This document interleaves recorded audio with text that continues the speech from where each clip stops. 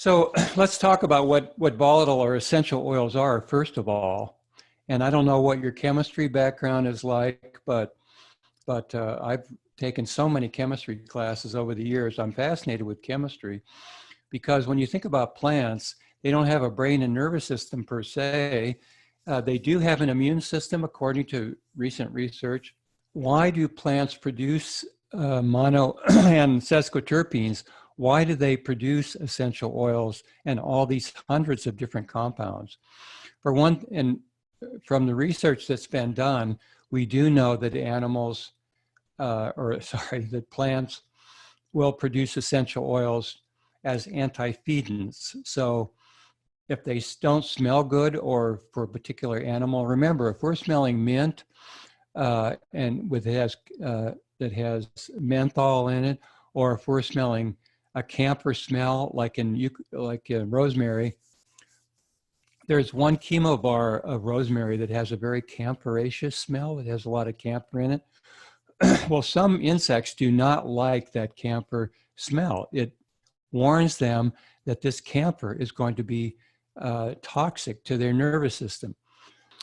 But the basic metabolic pathways and secondary compounds, plants from very beginning simple building blocks, acetyl coenzyme A, they can produce an incredible array of secondary plant compounds and primary compounds. Their complexity is astounding, and they've had millions of years, literally, to work more than that. The first green cyanobacteria have been shown from about 3 billion years ago, if not more. Here is a chromatogram showing all of the different peaks that you might see. The monoterpenes, as I mentioned, C10 compounds, and then the larger sesquiterpenes over here.